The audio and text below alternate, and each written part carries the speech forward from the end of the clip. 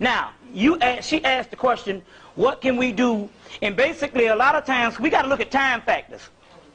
See, when we looked at a certain amount of things that they did in Egypt, the certain amount of things they did in Egypt was to sustain the civilization in the physical based on they had another couple of thousand years here.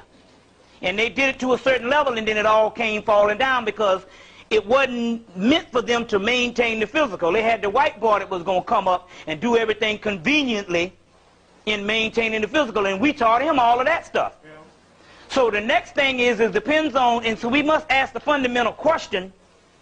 We must ask the fundamental question, then what is the goal that we're trying to get to here? That's right. Is it the goal that we're trying to ask that we're trying to niche out a civilization that black people can live on this particular earth in harmony like they used to do of 2,000 years ago? Or are we trying to end this particular plateau we own so we can go back to another realm of the cosmos which is not necessarily physical? You see, if our history started just in the physical, then the ultimate goal was to get back to the apex of the physical history that we once fell from.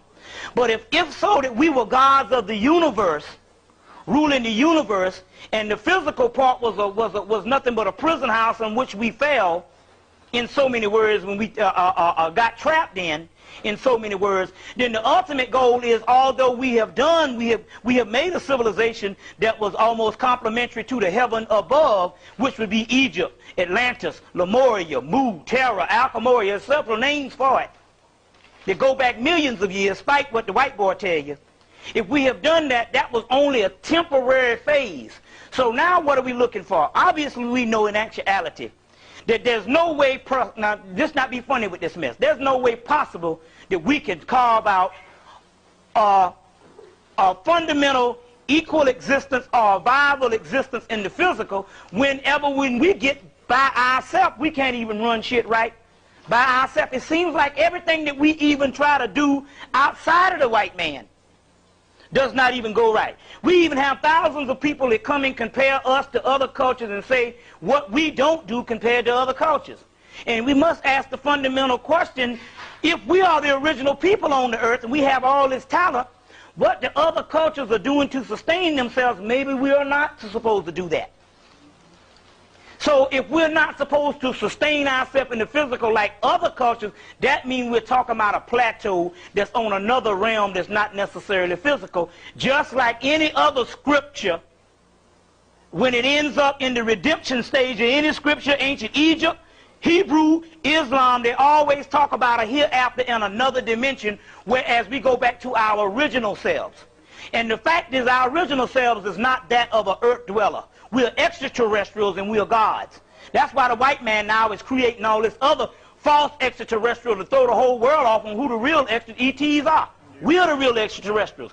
Terrestrial means what? Earth dweller, earth bound.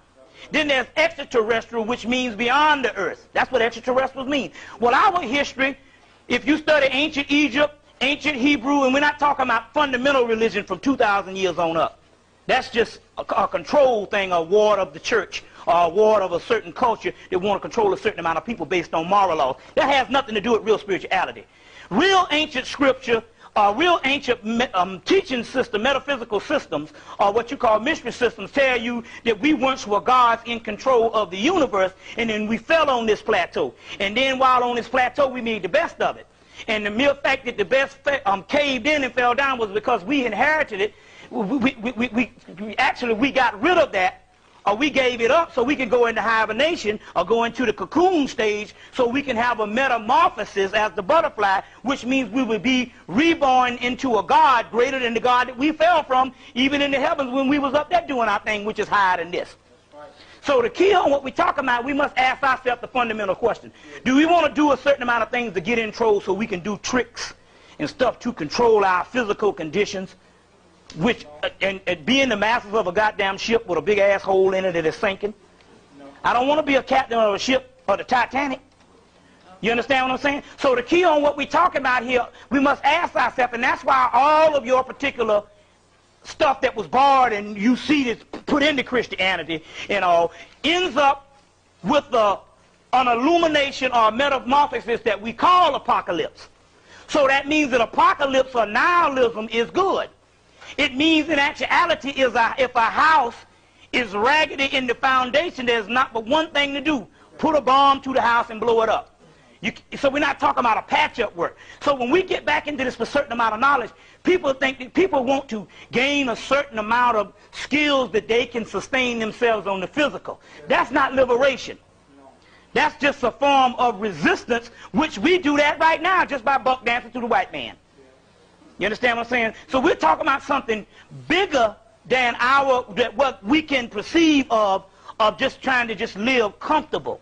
Living comfortable, even if we live the best comfortable, is still on an animalistic level for the mere fact that you got to have a certain amount of things just to live. When in actuality we are gods and stuff, and we didn't need anything physical to live because we weren't in the physical. Now, that's the real knowledge they're not telling anybody. They're not telling anybody. So now, in dealing with that, the mere fact that the earth is corroding itself and being destroyed itself, and people are dying, means that we're going to another dimension. So what we call chaos is actually bringing order to things. You understand what I'm saying? Bringing order to things. And just that we are on the first leg of that. So in your mind, you have a chaos, that thing. You're wrestling with the things of what you were taught based on a certain structural way to do a certain thing. And you're wrestling with that. So you are looking for techniques. On the other hand, for the mere fact that you are asking that question and you are sincere about it, you are automatically initiating to that particular part anyway, and how you go about that struggle is in fact all a part of the ritual. It's like the Spirit told me a long time ago, they said, you're going to look back on this little phase that you're trying to get to, and you're going to find out, oh, I was in a ritual the whole time. It's like being in an adventure. And the person got to go through a whole lot of this type of thing, pitfalls, that type of thing, gain, lose, to get the pot of gold at the end. That's exactly what we're talking about, and that's what basically, if you look at the Egyptian Book of the Dead or the Book of Coming Forth by Day, you will see that that's what it's all talking about. You got to get through certain gateways, doorways, and certain things. So in actuality, we are in a ritual within itself. You see, if we just ask ourselves, how did we get to this point to even be discussing this thing when all of the 1980s this would not even be heard of? And then when we look back, there was a series of progression that got us to this particular point that we are right now. The first part was just to realize the history that we did come from something, and that's what your whole Afrocentric thing did in the first leg of this. The second part is that in that history that we looked for, we found out that we was a part of a mystery system. And this is the actual mystery system. Well, what is a mystery? A mystery is not the things that in actuality that you can recognize and can rationalize. Otherwise, that ain't a mystery. You understand what I'm saying? That's not a mystery. That's comfort. A mystery is something that is so remotely unthinkable. You understand what I'm saying?